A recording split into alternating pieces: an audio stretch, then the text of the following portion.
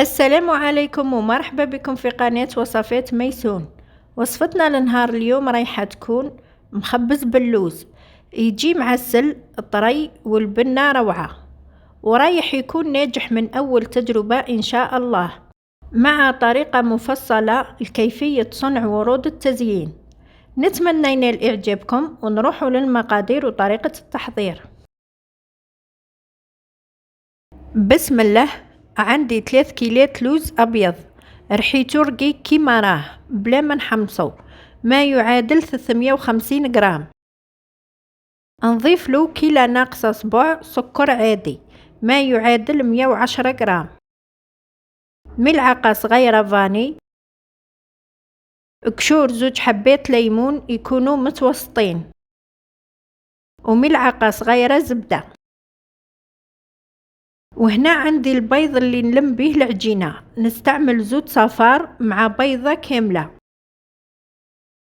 نخلط كل المكونات مع بعض جيدا، ثم نضيف الصفار أولا، وهنا نعجن مليح باليد. من بعد نخلط البيضة ونضيفها بالتدريج، وفي نفس الوقت راني نعجن باش الحشو يجيني معسل، وثاني باش ما نديرش كمية زايدة من البيض. نبقى نضيف بشوي حتى نتحصل على عجينة طرية وما تتلصقش في الإناء. ما تديروهاش طرية بزاف باش كي تشكلوها ما تهبطش في الفور ويتغير الشكل نتاعها.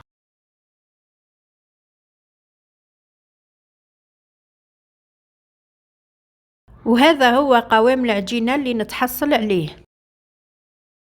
كيفاش نعرف باللي كمية البيض راهي كافية؟ كي نجي نشكل كرة نلقاها ما تتشققش. وهنا البيضة راني مستعملتهاش كاملة. ملاحظة: كي تعود عندكم كمية كبيرة من اللوز ابداو اعجنوا بزوت صفار وبيضة كاملة، من بعد زيدوا زوت صفار وبيضة كاملة وكملوا بهذه الطريقة. نغطي العجينة بكيس بلاستيكي، ندخلها للثلاجة ونخليها ترتاح ليلة كاملة. كل ما ترتاح كل ما تجينا العجينة معسلة ويذوب السكر مليح. نجيب العجينة من الثلاجة ونبدأ نحللها مباشرة على كيس بلاستيكي باش يساعدني في الخدمة.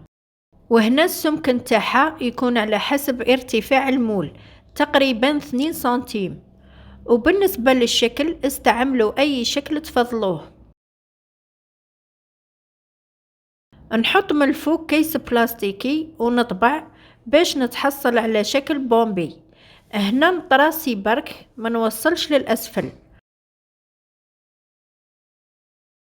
وكي نحي الكيس نكمل نطبع. نحيهم من المول وراهم يتنحيو بكل سهولة.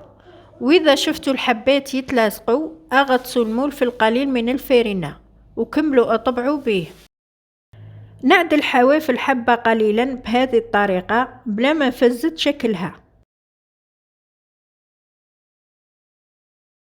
نحط الحبات على ورق الطهي أو نذري القليل من الفارينة في صينية الفرن باش ما يلصقوش، وندخلهم للفرن على درجة 160 من 10 دقائق حتى ل 13 دقيقة. كي نشوفهم خضاو اللون الذهبي من الأسفل نولي نشعل لهم من الفوق ونبقى نعس فيهم.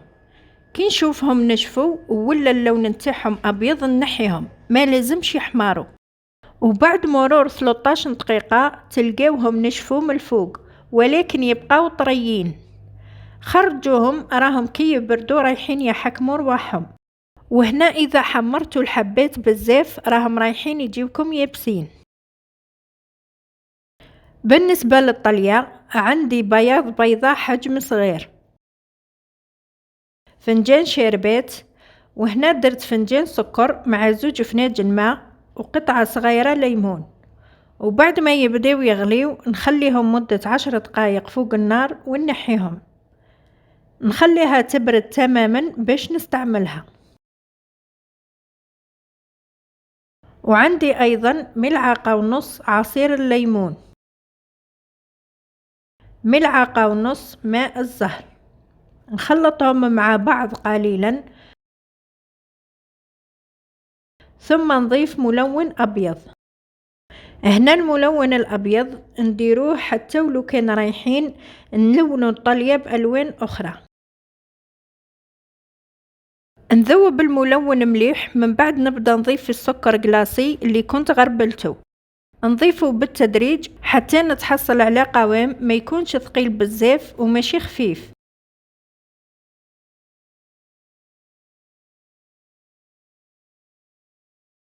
نخلطها جيدا باش يذوب السكر ونتحصل على جلاساج خفيف وليس.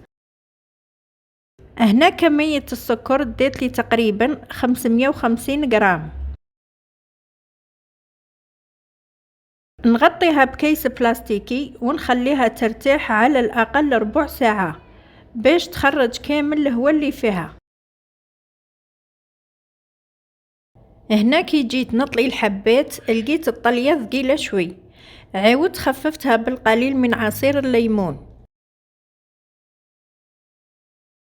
نطلي الحبات بهذه الطريقة، وكي نشوف كاين فقاعات صغار نحيهم باليد أو بالسكين، ما نخليهمش باش كي تنشف الطلية ما يبقاوش يبانوا فوق الحبة. ونبقى نحرك فيها حتى تهبط كامل كمية الطلية الزايدة.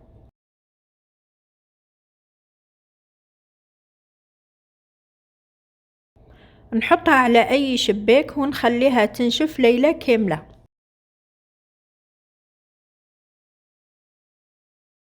بعد ما نشفت الطلية نقيت الحبات من الأسفل ولمعتهم بملمع فضي.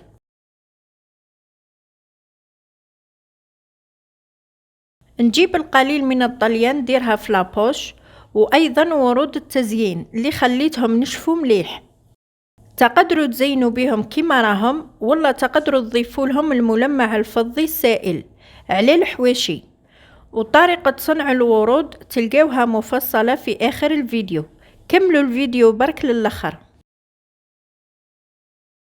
ندير القليل من الطلية في وسط الحبة ونحط الوردة.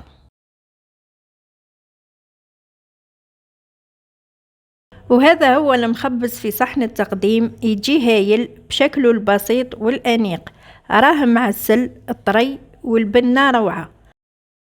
وهذه الكمية تاع اللوز اللي هي 350 دارت لي 12 حبة. ان شاء الله تجربوه وينال اعجابكم، والى الملتقى مع وصفة اخرى.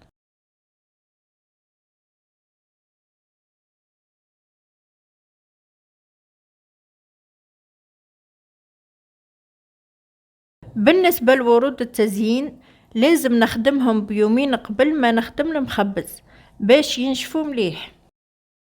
عندي عجينة السكر، أنا استعملت هذه النوعية، الوزن نتاعها 250 غرام، تجي ملونة بعدة ألوان. ندي منها النص ونضيف له ملعقة صغيرة ممسوحة تيلوز اللي رايح يخلي لنا العجينة مطاطية، وكي نعود نخدم في الورود ما يتقطعوش، ويساعدهم باش ينشفوا بسرعة ويبقاو محافظين على الشكل نتاعهم. نخدمها جيدا ونحاول ندخل مليح كمية التيلوز بهذه الطريقة حتى نتحصل على عجينة مطاطية. على كيس بلاستيكي نحلل العجينة بسمك 1 مليمتر تقريبا. نجيب هذا الطوابع ونستعمل الزوج المتوسطين، نطبع من بعد نقلب المول ونضغط بهذه الطريقة باش نتحصل على وردة مفينية مليح. بعد ما نطبع الورود نغطيهم جيدا بكيس بلاستيكي باش ما ينشفوش، وكي نعود نخدم فيهم ما يتشقوش. ولتشكيل الورود رايحة نستعمل هذا الطابي وهذه لابول. هنا حبيت نوضح لكم برك، راني طبعت ورود صغار وورود كبار. الكبار استعملت هذا الطابع، أما الصغار درت هذا. نجي لحافة الورقة ونبدأ نرقق فيها بهذه الطريقة، رايحة نتحصل على هذه التموجات.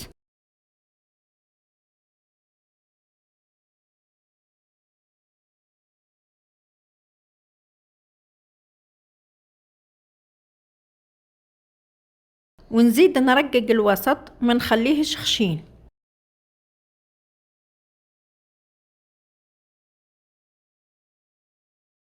نجيب بلاطو تاع البيض اللي فيه 30 حبة هكذا باش نخدم دفعة واحدة، خاصة كي تعود كاينة كوموند. نحط الوردة الكبيرة اللي شكلتها، ونجيب القليل من الجلوكوز اللي كنت سخنته قليلا أو الغراء الغذائي، ندير القليل فقط في الوسط، ونحط الوردة الصغيرة، ونحاول نخالف الورق ما نديرهمش بنفس الاتجاه، ونطلعهم قليلا ما نخليهمش يلصقوا في أوراق الوردة الكبيرة.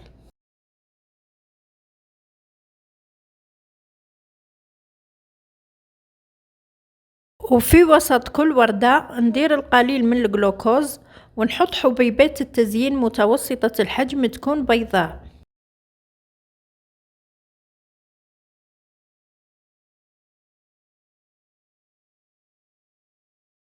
بعد ما ينشفوا تماما مدة يومين، نجيب هذا الملمع الفضي السائل ونمسح به الحواف، يبقى اختياري، تقدروا تخليوهم كما راهم.